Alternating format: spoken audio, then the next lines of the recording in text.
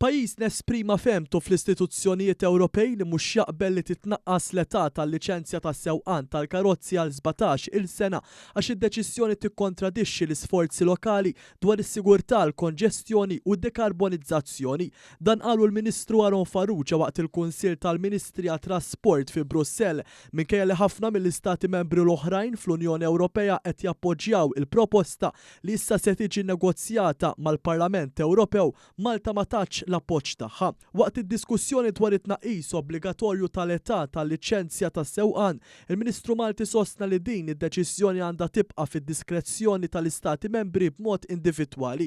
Rigward il-pakkett tas-sigurtà fit-toroq, Malta tilqa' titjib li sar f'dan ir-rigward fejn se jkun hemm skambju ta' informazzjoni dwar reati tas-sigurtà fit-toroq u miżuri oħrajn bħat tolleranza żero għas-sewqan taħt l-influwenza tal-alkoħol u regoli ta' testjar aġġornati fost oħrajn. Malta qed taqbel ma' ħafna miżuri u bidliet fid-direttivi illi qed jinbuttaw l-istess aġenda li Malta għandha. Però Malta mhix qed taqbel ma' direttiva li tinbidel b'mod partikolari dik li tniżżel l-età liċenzja tas-sewqan għal 17-il sena. Ġement li jkun akkumpanjata minn xi ħadd. Aħna Malta mhux qed naqblu għaliex nemmnu illi qed nimbuttaw iktar lin-nies jużaw it-trasport pubbliku u allura Malta irreġistrat nuqqas taqbil tagħha f'dik id-direttiva partikolari.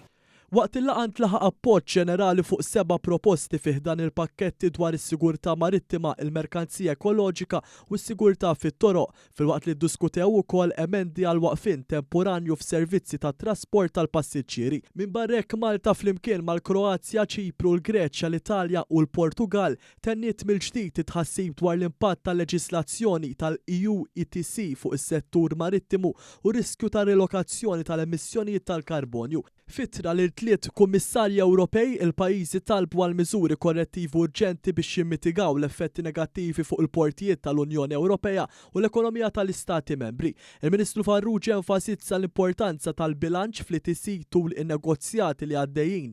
Malta rikonoxxiet il-konsiderazzjoni ta' tħassib tagħha fil-pakkett tas-sigurtà marittima u enfasizzat il-ħtieġa li tiġi bilanċjata l-kompetittività tas-settur tat-tbaħħir tal-Unjoni Ewropea ma' settur tat trasport marittimu sigur u li ma jagħmilx ħsara lill-ambjent.